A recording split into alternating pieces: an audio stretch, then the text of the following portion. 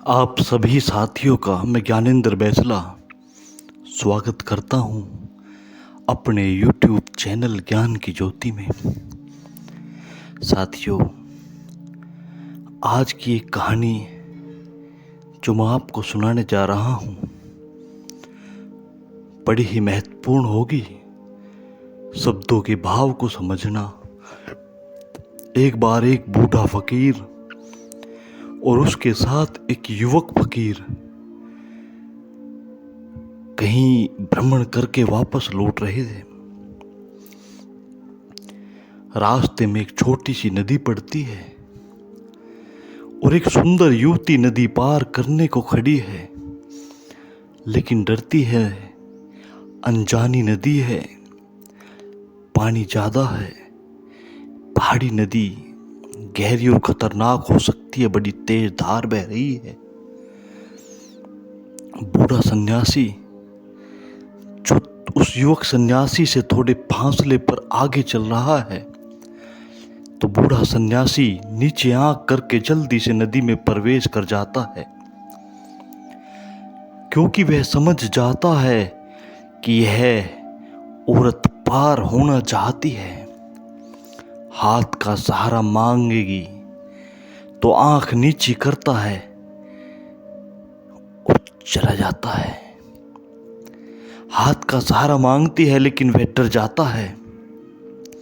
हाथ का सहारा, इस बात में पड़ना ठीक नहीं, लेकिन युवक सन्यासी उसके पीछे ही चला रहा है। वह युवती से पूछता है कि क्या कारण है। सांझ हुई जा रही है, जल्दी ही सूरज डूब जाएगा और युवती अकेली छूट जाएगी। फिर युवती कहती है, मैं बहुत डरी हूं, पानी में उतरते बहुत घबराती हूं और मुझे उस पार जाना है।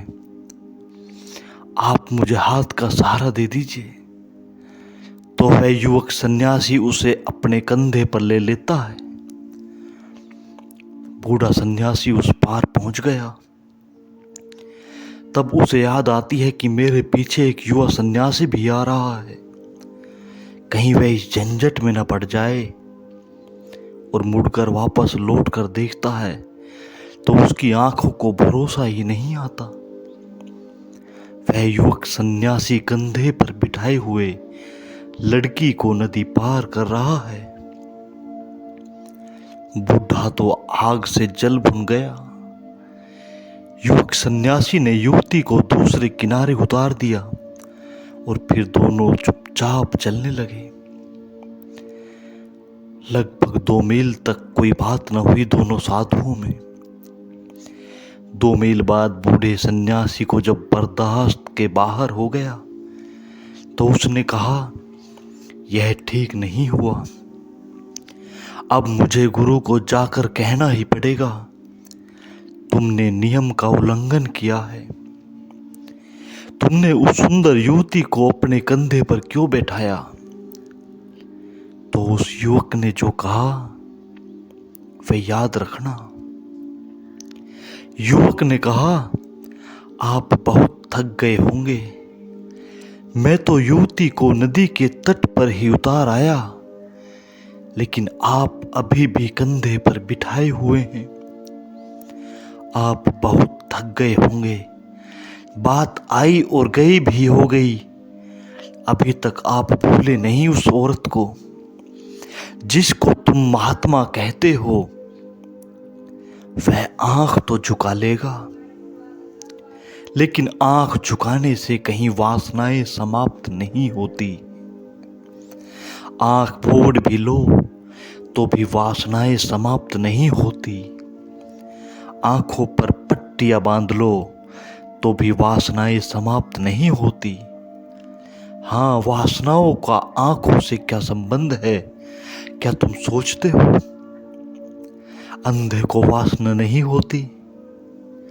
अंधे को इतनी ही वासना होती है जितनी तुमको, और शायद थोड़ी ज्यादा ही होती होगी, क्योंकि उसके पास, बेचारे के पास उपाय भी नहीं। असहाय है, वह तड़फता है। उसके भीतर भी प्रबल आकांक्षा है, प्रबल वेग है, तो आंख बंद कर लेने से, आंख झुका लेने से क्या होगा? किसको धोखा दे रहे हो?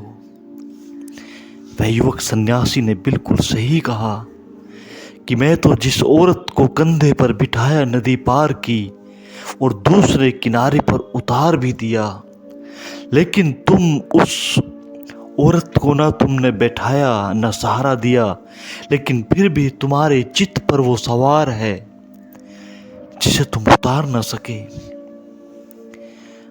आज के इस युग में ऐसे ही सन्यासी आपको ज़्यादा मिलेंगे जो कि वासनाओं से लिप्त हैं। वो बाहरी आडंबर, बाहरी पाखंड जरूर दिखा दें साधु होने का, लेकिन अंदर से उनकी आत्मा की वासनाएं मरी नहीं हैं। वो उस साधु की तरह ही उन वासनाओं की गठड़ी बांधे घूमे रहते हैं, चाहे वासनाएं किसी भी रूप में हो। तो आज बस इन्हीं बातों के साथ मैं अपनी वाणी को विराम देता हूँ। आप सभी ने मेरी इन बातों को इतने प्रेम से सुना, उसके लिए बहुत बहुत धन्यवाद।